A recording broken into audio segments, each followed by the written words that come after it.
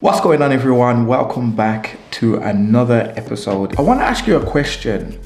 Who is the person you need to become if you're doing 5,000 and then you're struggling to do 10,000 a month? Do you understand that it requires you to level up as a human being? That means the way you are perceiving things, the way you are attacking things, and the decisions you're making need to change as you begin to progress and grow. If you are trying to take your business to the next level, because sometimes as we're going along, we seem to get some form of traction, some progress, and then it's like we hit a glass ceiling and we can't seem to break through it. We become challenged, overwhelmed, and then we hit that ceiling and come back down.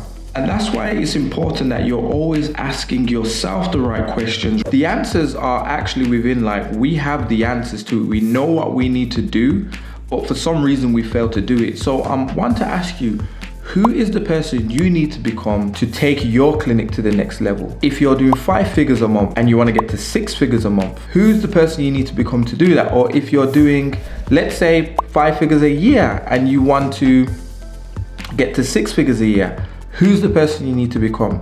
And if you want to get from 6 figures to 7, ask yourself, who is the person you need to become to achieve that? Because oftentimes it's because we are not thinking like the person we need to think like to be at that level.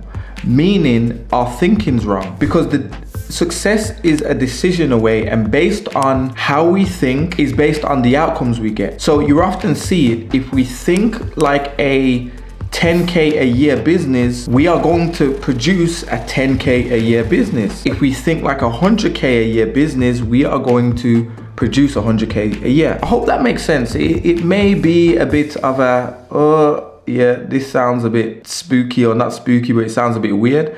But I'm trying to explain to you that business is 80% mindset, 20% skill. And you often find that you're actually smarter than a lot of the people out there that are getting success.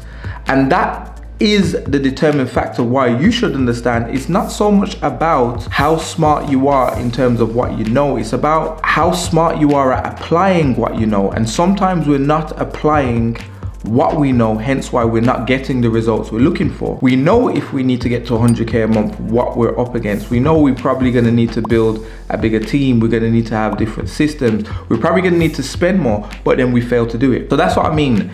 It's about execution and taking actions on what's required and doing the fundamentals really well, and then doing more of it when you're ready to scale. Because sometimes as well, we get fancy, we get complexed with what we're doing. We start changing a bunch of variations, and then we get the idea, I think I should do this. Then we basically change the winning formula and then wonder why we don't continue to have the trajectory that we should have in our business. So this was my little rant today, but I wanted to just ask you that question.